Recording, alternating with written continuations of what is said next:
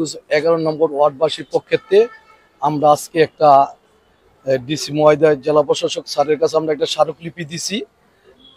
উনি green project করবে নারায়ণগঞ্জ জেলা। এই গ্রিন প্রজেক্টের জন্য আমরা হাজীগঞ্জ দুর্গ এবং হাজীগঞ্জ এলাকা ওয়ার্ড এসিআই সব কিছু মিলে এবং আমরা মডেল গ্রুপ পক্ষেতে মাসুদুজ্জামান মাসুদ স্যারের পক্ষেতে আমরা একটা পুলিশ বক্স করে দিয়েছিলাম। এই পুলিশ বক্সে পুলিশ প্রশাসন থাকে না, এর জন্য আমরা একটা স্মারকলিপি দিছি। আর দুর্গ এলাকাটা কিভাবে সুন্দর করা যায় এবং আরো সুন্দর করে উনি গ্রিন প্রজেক্ট করার জন্য ব্যবস্থা করতেছে, এটাও আমরা বলছি ওনাকে। এবং আমরা এখানে প্রশাসন দাবি করছি এই হাজীগঞ্জ পুলিশ বক্সটা মিলে 24 ঘন্টা পুলিশ আমরা দাবি করছি। এই এলাকাটা একটা তিনদা থানা নিয়ে একটা এলাকা এবং এই এলাকা অনেক গার্মেন্টস কর্মী এবং নেশা মুক্ত চাই আমরা।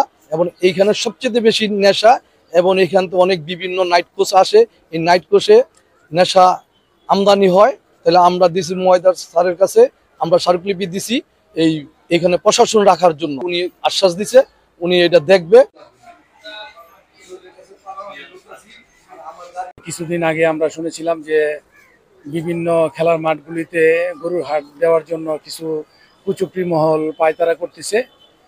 তার এই ফলশ্রুতিতে আমরা ডিসি মহোদয়ের কাছে শাপলা ক্লাবের পক্ষ থেকে আমরা প্রতিনিধি, আমার সেক্রেটারি সরওয়ার মুজাহিদ মুকুল, আমার বন্ধু মনি সর্দার, আরও অনেক ফুটবলার সুজন, স্বপন, জাতীয় ফুটবলাররা সবাই মিলিতভাবে এখানে আমরা ডিসি সাহেবের কাছে একটি স্মারকলিপি দিয়ে গিয়েছিলাম।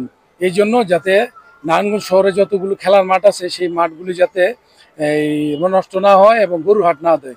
তো ডিসি মহোদয় আমাদের কথা রেখেছেন, ওনার প্রতি কৃতজ্ঞতা প্রকাশ করার জন্য আজকে ওনার একটা ধন্যবাদ লেটার দিয়ে আসলাম আমরা সবাই। কারণ উনি সামাজিক দায়বদ্ধতা থেকে এবং ভালো কাজের ফলশ্রুতিতে উনি আমাদের আশ্বস্ত করেছিলেন, তাই আজকে তার ধন্যবাদ লেটারটা দিয়ে গেলাম। পাশাপাশি যে আমরা খেলোয়াড় বৃন্দ যারা আছে আমরা চিরকৃতজ্ঞ ওনার কাছে যে উনি একজন স্পোর্টস মাইন্ডের লোক হয়ে এই আমাদের মাঠগুলি রক্ষা করার জন্য যথেষ্ট চেষ্টা